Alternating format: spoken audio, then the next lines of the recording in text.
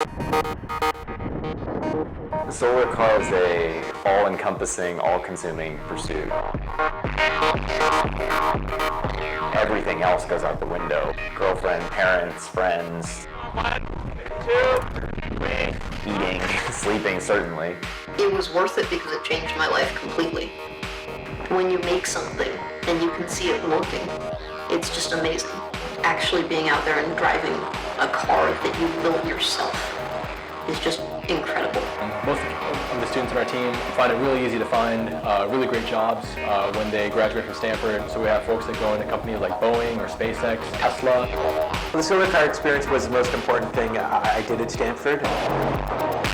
There will be classes that you took that you don't remember at all. But going to Australia and driving your car across the continent under the power of the sun and only under the power of the sun together with your friends is a defining experience that you will remember until the day you die.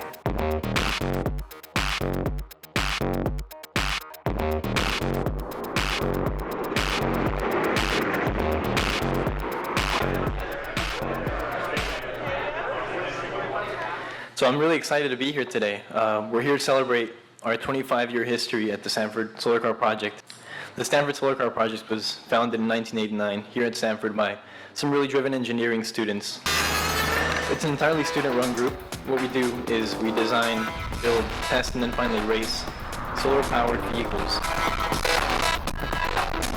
So we compete every 2 years in something known as the World Solar Challenge. It's a really large event held in Australia.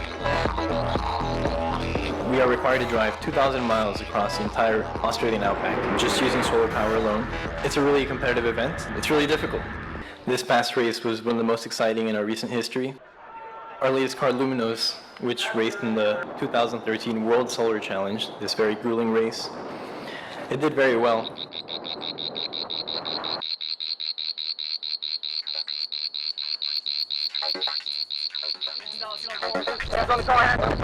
We're here at the start of the 2013 World Solar Challenge. Over the next couple of days, our team will be driving around 2,000 miles across the Australian outback. We think we have a very robust vehicle that's also efficient. So we're looking for a top 5 finish, hopefully, in this year's race. The race itself has teams from about over 20 other countries. It allows you to see that there are really good engineers and meet really good engineers from every country and every continent in the world. Hi. It's good, totally. And I really think that's a really cool part of the experience. This year we had 15 or 16 team members from Stanford. They're participating in the race. I do love World Solar Challenge. It's so pure as a race. Just point A to point B, first one there wins. Point A to point B happen to be 2,000 miles apart across the most inhospitable land on the planet. I love that. I found that I really like collaborative engineering. I have a lot of fun because I get to work with a lot of really smart people at Stanford. I'm a rising sophomore at Stanford. I'm majoring in mechanical engineering. Try going a few degrees more vertical. Okay, stop. I've actually taken 3 quarters off for solar car. I will finish in 5 years, which will be 12 quarters of school. And my major is computer science. I'll be a 5th-year senior when I get back from this race in computer science. So I'm an economics major at Stanford, and I've been spending the last 2 years working on this vehicle, Luminos, and I also raced with the team in 2011. There are 3 classes that compete in the World Solar Challenge. The class that we competed in is the Challenger class, and that is straightforward racing. You have one person in the car. You're trying to go as fast as you can. All the teams begin in Darwin, which is on the northern coast of Australia. And from there on, the teams are racing head-to-head to Adelaide, which is the finish line of the race. Darwin, Australia is a very special place in the minds of a lot of people on our team. It's in the subtropics, so it's hot, it's humid, there's a lot of mosquitoes and other bugs. And then on top of that, there's crocodiles, plenty of dangerous, poisonous things. We usually set up ourselves in a hostel. The majority of our time in Darwin is spent at a racetrack called Hidden Valley, focused on doing last-minute preparations for the race itself.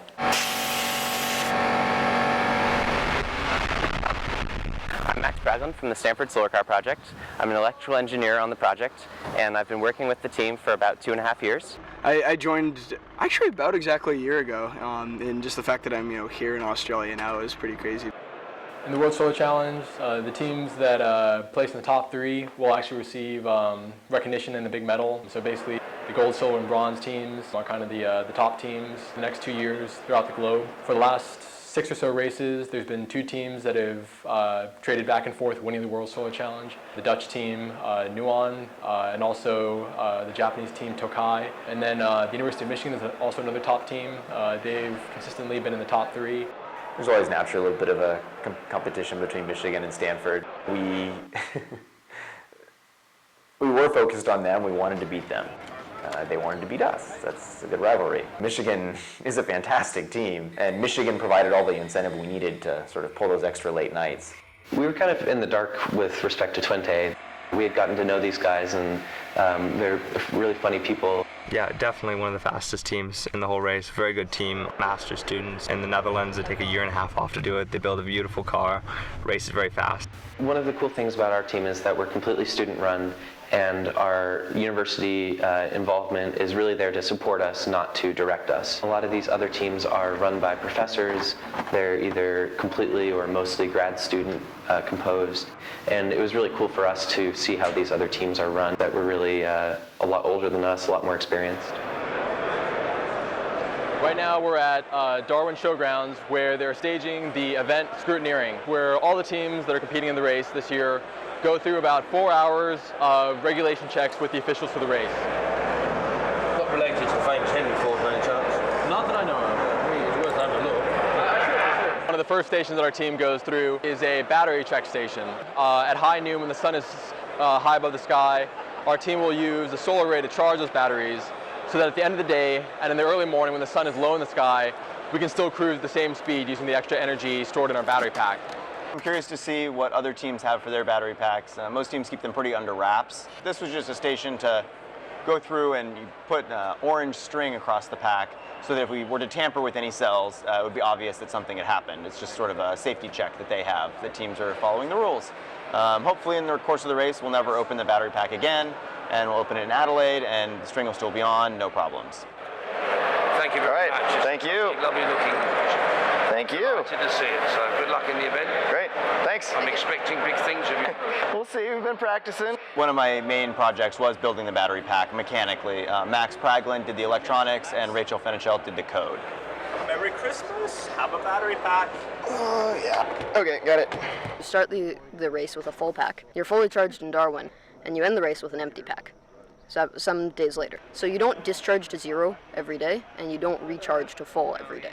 My other role on the team as of recently has been working on our race strategy, and part of that is having good models of the car. So I've worked very carefully to identify how the car performs in different conditions, and then use that information to decide how fast we drive the car. If you go faster, you're actually burning quite a bit more. Sometimes it'll be better to go faster by 1 kilometer an hour over a long period of time, rather than faster by 5 or 10 over a short period. It depends on what your strategy guys are saying you should do. It depends on what you think the weather will be ahead and whether you have to outrun clouds, stuff like that. 3, 2, 1, go. One of the more fun parts of scrutineering is the driver egress test, whereupon the driver must be seated inside the car with their seatbelt on and get out of the car, and I believe it's 12 seconds. So out of the car. But the way it works is you get locked in the car and you have your harness on and your helmet on and the radio, and they give you a countdown. 3, 2, 1, go. And then timer starts and you have to get out all by yourself. A lot of things could go wrong that would require a driver to get out of the car immediately. Most obvious being some sort of a fire in either electronics or the battery systems, which do happen. With Luminos, it was pretty easy to get in and out of. Some folks actually have to transform from designers to race car drivers, like Anna Olsen. One of the roles that you played in Australia was that of driver. And can you explain for everybody, what is the experience like of driving Luminos? One of the most challenging parts about driving the solar car is that it's extremely boring. Your only job is to sit there and keep the car between 2 straight lines on the road. There's basically no air movement inside the car. You're basically sitting in a little black carbon fiber box. It's definitely unpleasant, objectively speaking, but at the same time, you're driving a solar car across Australia. That part never gets old for me. Our organization has kind of a dual purpose between providing educational experience for the students on the project and making a really high performance vehicle. Should I redesign this? Should I do something new?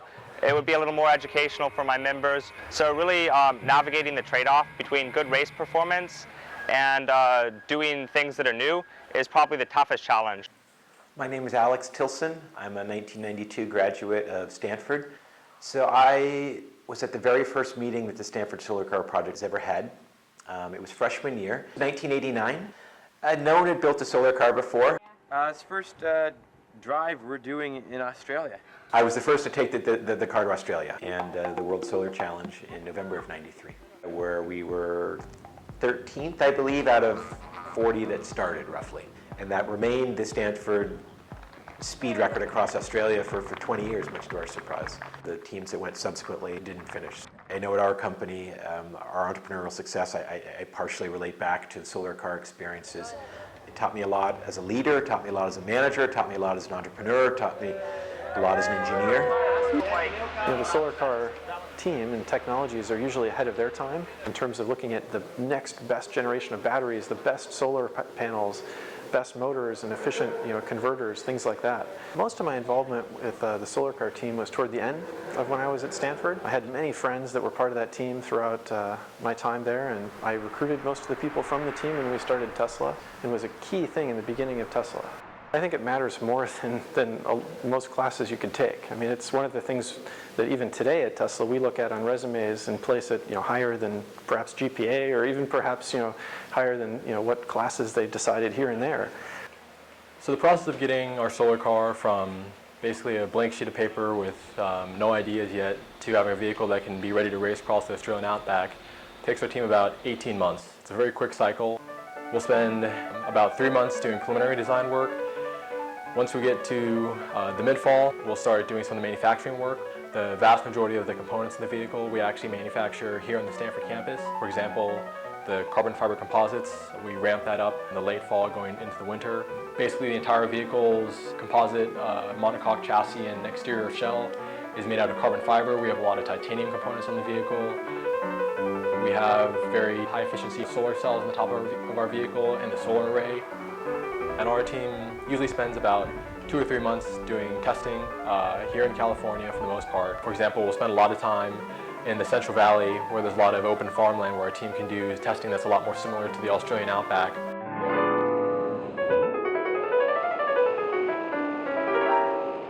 We've also done some wind tunnel testing in the past, even out in North Carolina. Key word for that cycle was testing, testing, testing. We actually put the full length of the race on the car in test miles in the United States, which is a challenge most teams haven't been able to accomplish.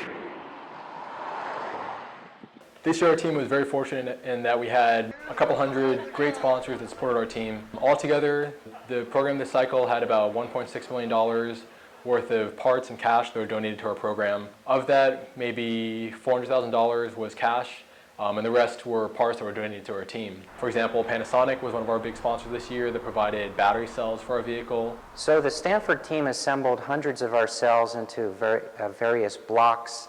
Those blocks were assembled into a battery pack, and they did all of the integration themselves, complete with a battery management system. And this is an amazing effort considering these are young adults, many of them not even officially graduated yet, and being able to pull this off was really, I think, quite magical. Another one of our big sponsors was ST Microelectronics that provided a lot of the integrated circuits for our vehicle this cycle. These microprocessors are kind of the center of what our software team works on. And this is a little integrated circuit that we use on pretty much every circuit board on the car. The invisible software that just makes everything on the car work and have all the different elements on the car talk to each other. We've been sponsoring it for, I believe, 6 years now, okay, and we'll continue to support it because now we're very involved, right? And it actually goes quite fast. I accelerated. I thought I'd scare the crowd by driving at them, and they got the message, get out of the way. This way. It was great. No, it was good fun, good experience. What I was fascinated by was how they do everything on this car from scratch. It's an amazing achievement for undergraduates. They have to still study and get their homework in, as we all know, okay, on time, and get their projects done. At the end of the day, it's also a lot of fun. And I think that's what comes across. They really enjoy it and are very enthusiastic. And that's it. And like all semiconductor companies, there's a method in our madness. We're a European company. We're in the middle of California. What better place to become famous is with the next generation of engineers, right? Catch them early, as they say. So it's a fantastic project to be involved in. It really is. It's better than even I expected. I mean, people have been telling me about it for years, but now I've been up close and personal, if you like. It's impressive, really impressive. For the summer, our big deadline in the sand was to get the car on a boat 7 weeks before we needed it in Australia. Usually our team will ocean ship our car because that's the most cost-effective way.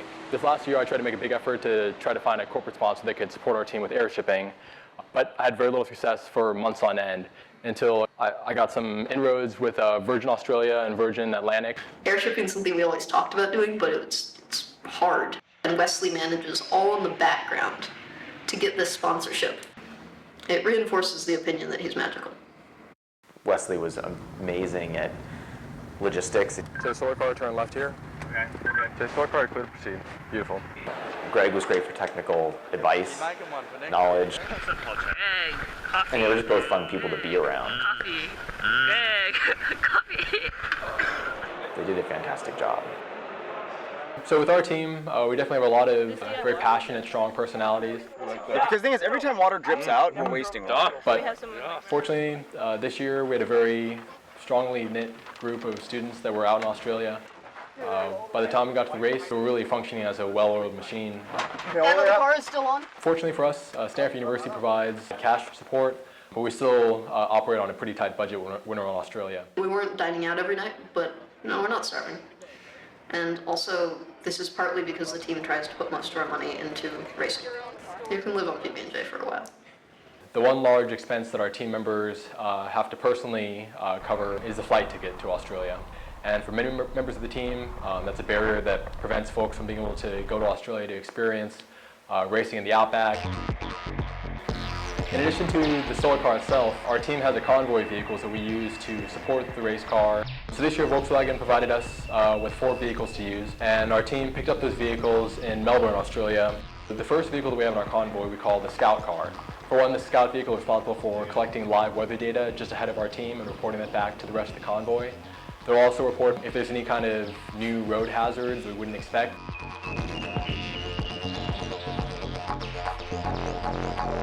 Australia does have a lot of kangaroos, and they're actually primarily nocturnal creatures, so they'll kind of get attracted to this road surface at night when the road is warm and the weather's cooled down a bit.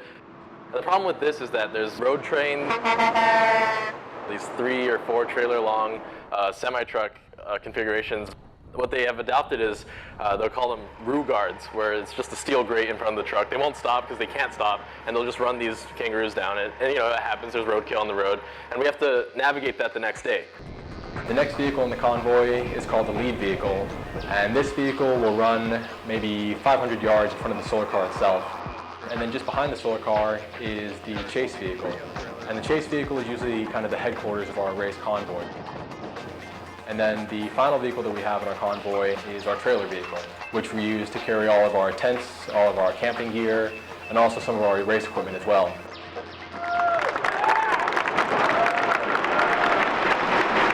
All the teams today got a chance to race their cars around the Hidden Valley racetrack, and the team's racing time on the racetrack is what the officials use to determine the grid order for this year's race. Well, it's a little bit nerve-wracking to be the one doing the hot lap, just because the whole team's kind of counting on you. Everyone's worked really hard to get us here. The Stanford team did very well. We came in with a 2-minute, 7-second race time. That was the 3rd fastest in the challenge class.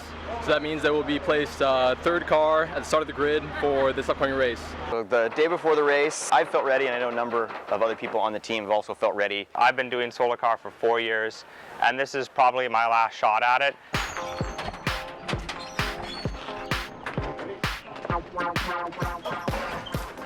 So today is race day.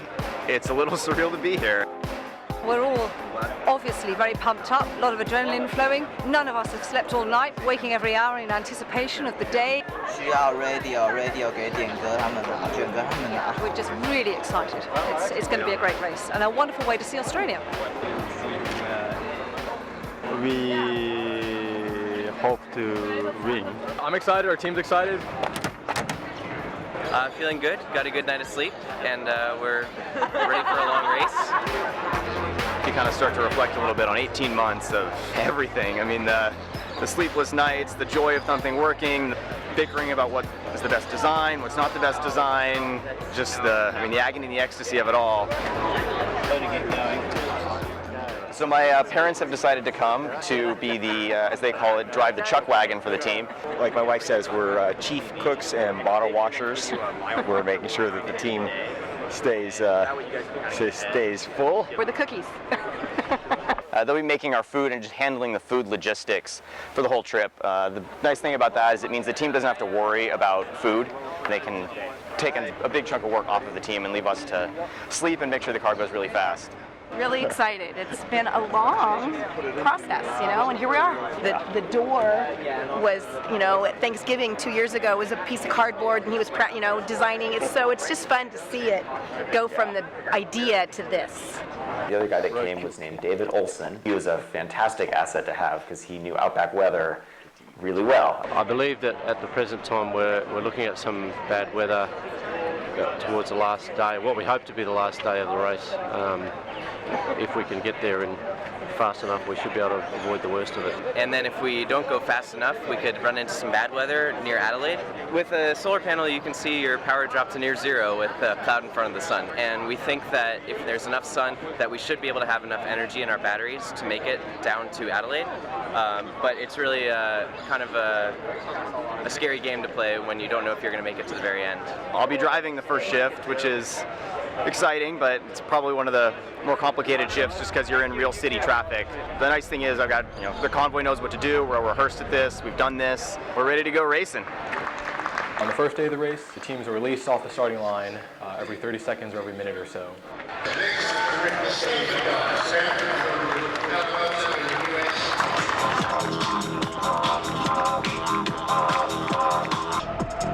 Getting out of Darwin was quite an adventure, and there were a lot of teams. It was just very dense traffic, a lot of passing, very chaotic.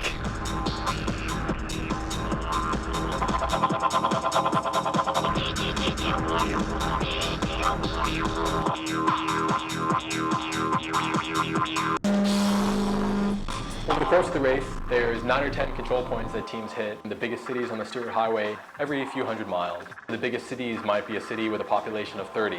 As the teams come in, their racing clock will stop for a period of 30 minutes, so teams can buy food and water for the next day of racing, refuel their escort vehicles. So at this control point, we'll do a little bit of work on the car that's a little bit superficial, so things like checking for bugs on the array, making sure the tire pressure is okay. Basically, the thing is that you want to evaporatively cool the array, and as they heat up, then we start spraying them. We use deionized water or demineralized water because it means that we're not leaving residue on the array. Yeah, getting a little more power than expected. Nuon, which is a team from the Netherlands, their car Nuna 7 has concentrators in it. So these are magnifying devices, and that gets them a lot of extra power. It's legal. You do get a lot more sunlight onto every cell. Nuna and Twente are in front of us. We passed Michigan a short while ago. Michigan. Yeah. Michigan's way back. They just pulled in. Yeah. So we have pretty good sun coverage right now. There's a bit of clouds, but based on our weather data, the clouds should clear up pretty soon, and hopefully we'll have clear blue skies between here and the next control point. As the teams continue for the rest of the day of racing, before they get to the end of the race day at 5 p.m. each day, they'll have to try to scout out a place to spend the night.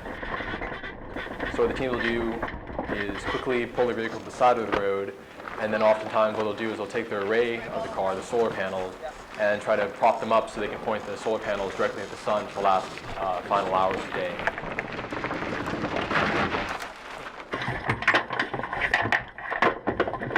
Finally being in the race was definitely exciting, although that sort of wore off after the first hour, and then it was just a struggle to keep wiping the sweat off your face, and but it was a good time. 3, 2, 1, We're fourth now currently, and ahead of Michigan. Good. I got to pass Michigan and looked over and grinned at their car when we were driving by. And as long as we stay in front of Michigan, we'll be happy for now. ミシガンの前で撮りたいっていうのを走りたいから、その後。今僕らミシガン。Wait, is Michigan back behind you, is that it? Yes, Michigan is just down the road a little ways behind us. Oh, we didn't see that. We missed it. Oh no. Good to know.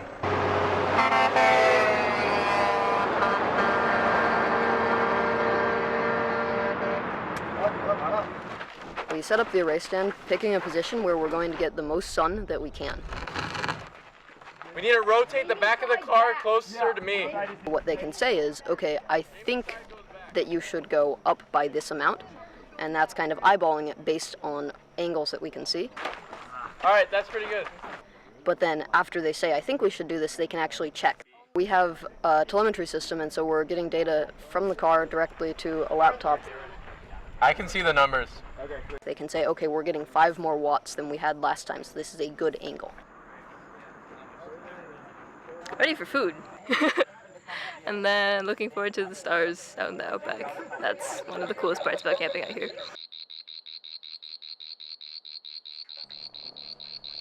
We wake up before the sunrise, we get the array stand out, we push it upright, and we point directly at the sun. And then what people do is we adjust the angle of it back as the sun goes up, still keeping it pointed directly at the sun. It was nice to camp in front of Michigan for the night. We'll see how long that trend can hold. But overall, things went really well yesterday, despite it being a very stressful and hot day. We were happy with how things turned out. The car's doing really well so far. Are we good in the rear fairings, guys? Fairings are the way we make the car aerodynamic around the wheels. So the fairings come down off of sort of the main body of the car and shroud the suspension, the brakes, and the wheel and the motor. And so the fairings are something you need to be able to get on and off to change tires. We took the fairings on and off a lot of times. Cut it? This is not on very well. No, you need to redo it. Flush in the front. Okay, cut it. Cut it. Toby, hurry! Our team makes a large investment in ensuring that the people that go to Australia understand their roles and have a good sense of unity with their team members.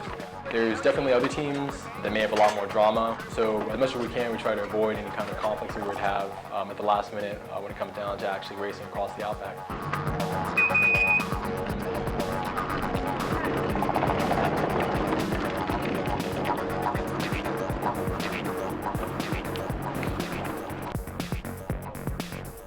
It wasn't really until all the cars were out in the race course we really knew how our team was going to stack up against Michigan, the Dutch teams, the Japanese teams that had often beaten us in years past. This year, the Stanford team had a couple of alumni from our project that were tagging along with our team, most of which were from Google, actually. They were rooting our team along. They were also doing some recruiting at the same time. What Solar Car does do that's really good is it's just the absolute best training ground for new engineers to really get some experience under their belts before going off into the world. The last few people who have joined the Google X, self-driving team mostly, have been from like the Michigan Solar Car team, the Minnesota Solar Car team, and the Stanford Solar Car team. I guess I should say that Solar Car is about like 95% of the reason why I got my job.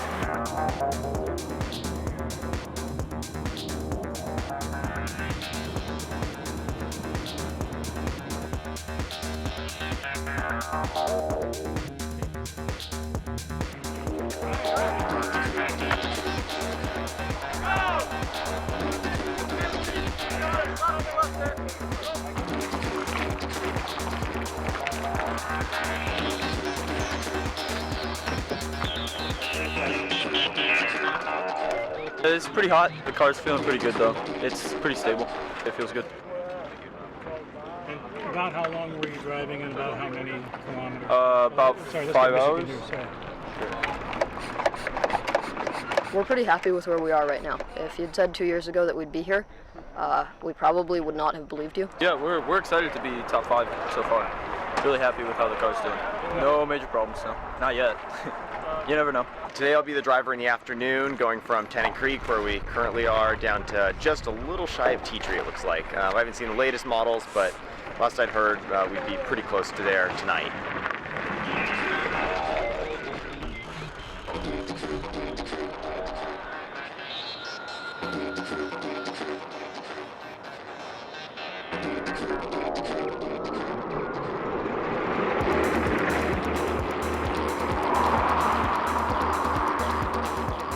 We're in the outback now, and you can kind of tell. So it's a little more sane driving.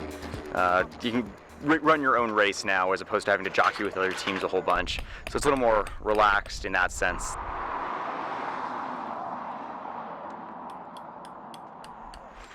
Jamie, do you have a hammer? Yep. So we're camping up for the night and getting ready to eat some steak. How's this?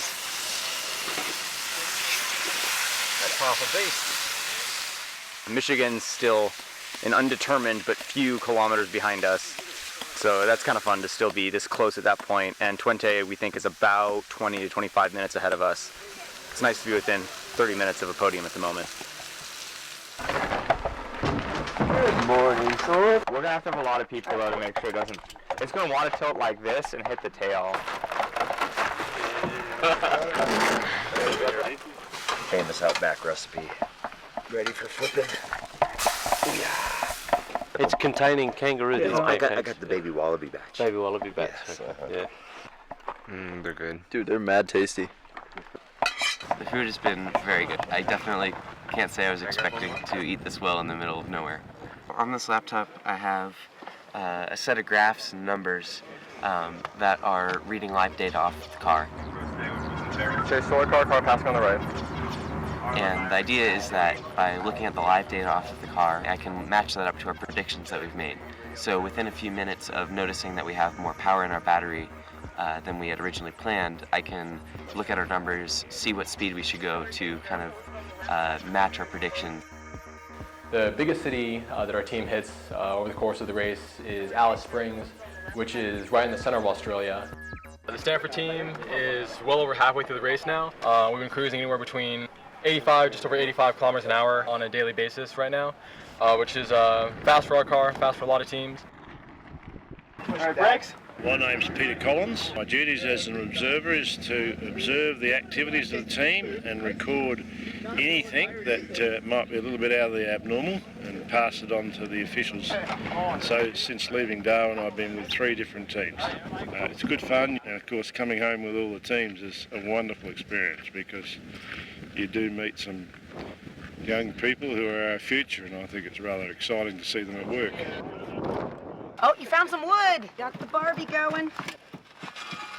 So yeah, if they're little, you don't. We're just trying to get them more like half size. 9, 10, perfect. I cut the carrots and I got somebody to cut the broccoli.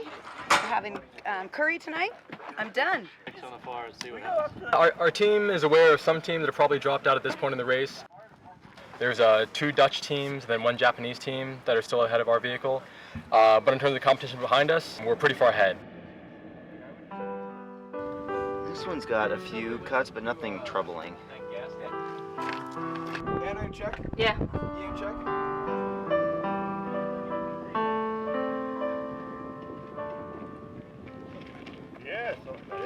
Everything has been going very well so far. The car has not broken down. We've been sticking within a few kph of our projected speed from the first day. We have plenty of battery pack. There's a lot of good sun right now. It looks like we're going to keep up a tailwind until we get towards the coast. And from there, it's kind of questionable what will happen. We're looking at a storm system kind of rolling in from the ocean when we arrive in Adelaide. So looking forward to another day of driving really fast.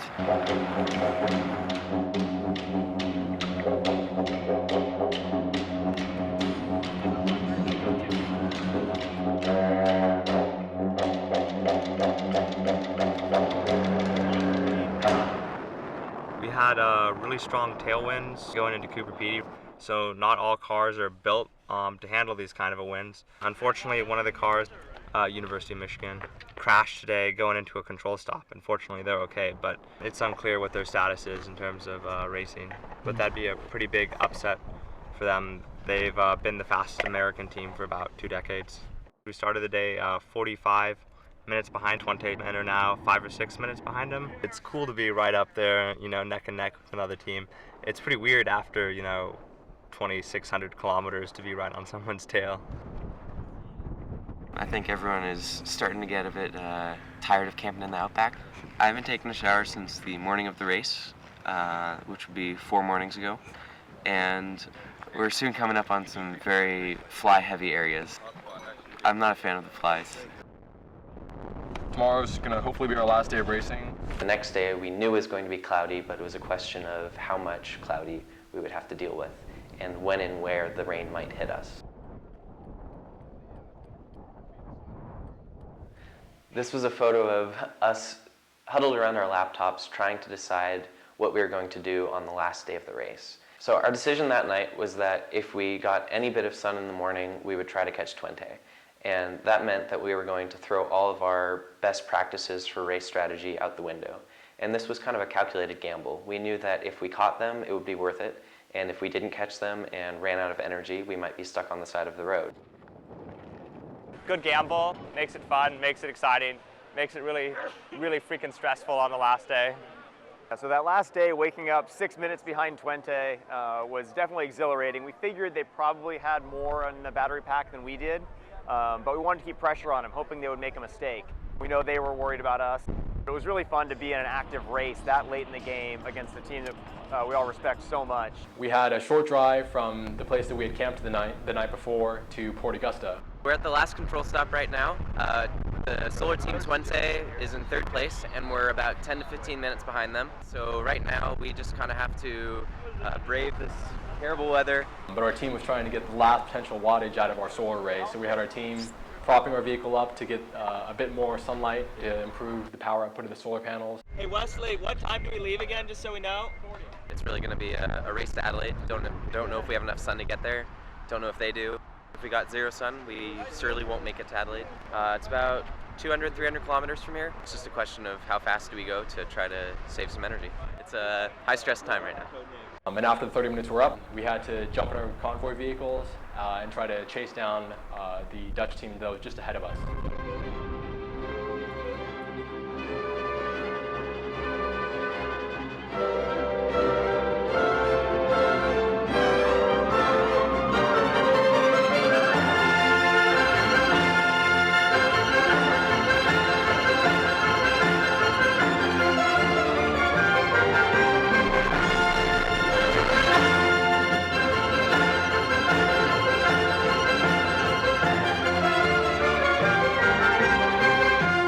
So the rules of the race dictate that we must always be traveling at least about 35 miles an hour when we're on the road. And for the last day, we went about 35 the entire way.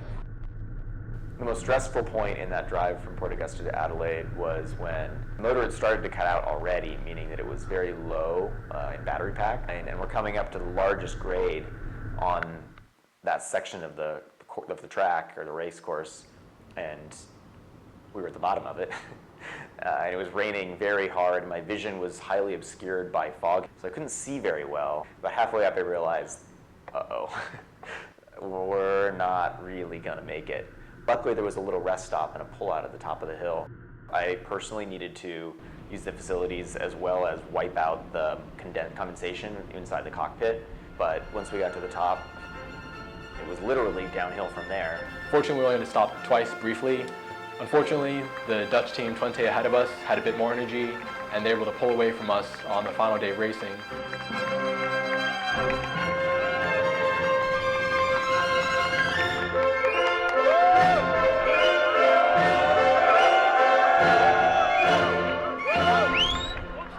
I feel really great. We just finished with the car. We became third. We were pretty close at Stanford. And they were constantly like 15 minutes behind us. It was such a pleasure to race with them. So I was really happy that we got a little bit of sun in those last 30 minutes or so that were able to drive us through the finish line. So my first error was stopping apparently about 6 inches short of the line. It was a really nice culminating experience, getting fourth place.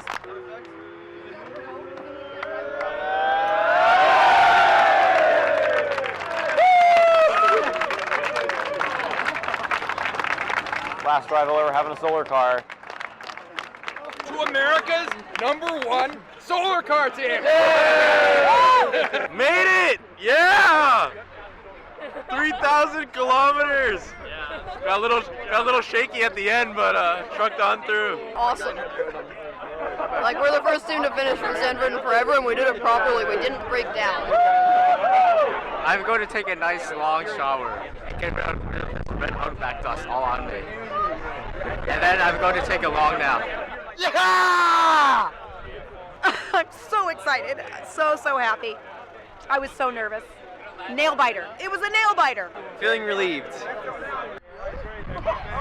Fourth place, best finish ever, I think, for Stanford, so couldn't be much happier. Great.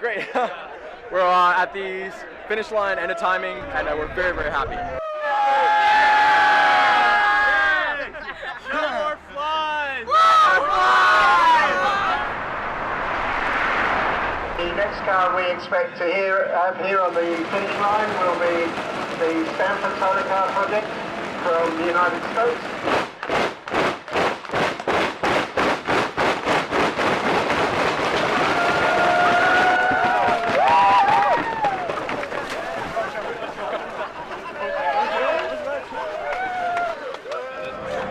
So what happens here is the chief energy scientist checks all the battery seals. Thank you very much. I like this pack, it's nice. Not a speck of dust or anything on it. Congratulations, it's a very nice pack. Thank you. Yeah, it's really good.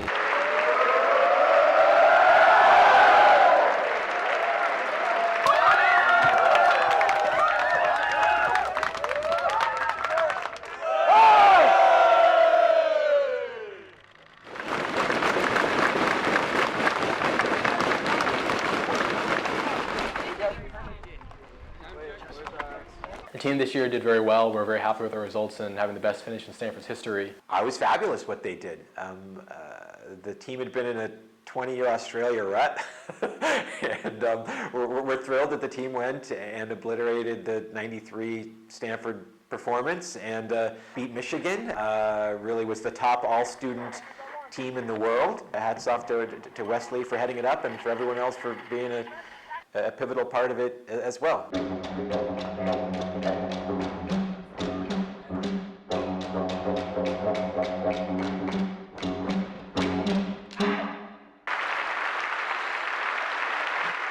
There's also usually an award that goes to teams that are recognized for their, spirit in the event itself. The 2013 Bridgestone World Solar Challenge, the David Fuchak Spirit of the Event Award, is presented to Stanford.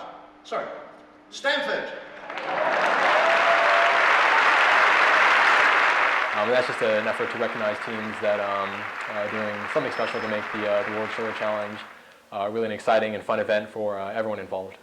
And this award is yours just as much as it is ours. Thank you, everyone. I would easily rank the Stanford Solar Car experience as my top experience I've had here at Stanford, but there's still some lingering stress, I can say, from the last year and a half, and I'm sure I've taken months, if not years, off my lifetime by the amount of stress that I've gone through. One of the reasons that you can kind of justify to yourself putting so much time in it is because it's kind of something that society needs a little bit. So beyond just the educational thing, there's also a cool kind of showing society what's possible, you know? Maybe this much in energy to get from Darwin to Adelaide to start out. Almost 2,000 miles on a few bucks of energy if you were charging it off the grid. So it's not a bad deal. Yeah, it's not a bad deal. After I got back from being in Australia, I began my job search to find a full-time career, and I just recently joined Google working on their self-driving car project. What do you need? Right. So I'm graduating in June, going up to Yosemite for a week to relax, vacation, and go hiking. And then I'm going to start working at Google X, writing code as a full-time job. This just isn't flat. Yeah, I was working at Tesla the spring and summer leading up to the race. So now I'm full-time at Tesla in the battery design engineering group. There's no question that I would not have gotten my very first internship at Tesla without what I learned at Solar Car.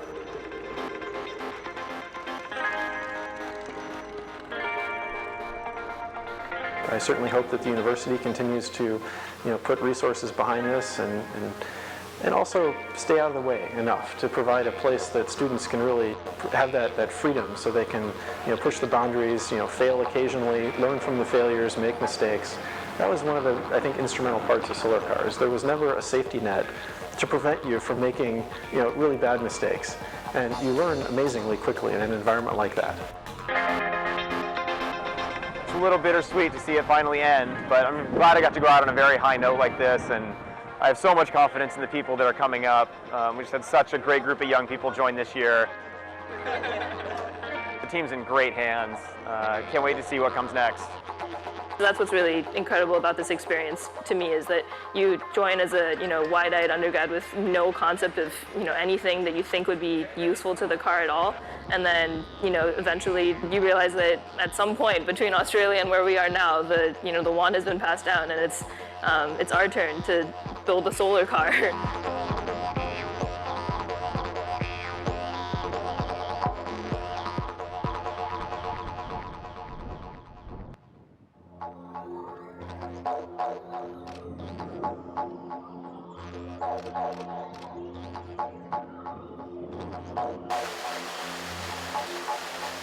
Three, two, one.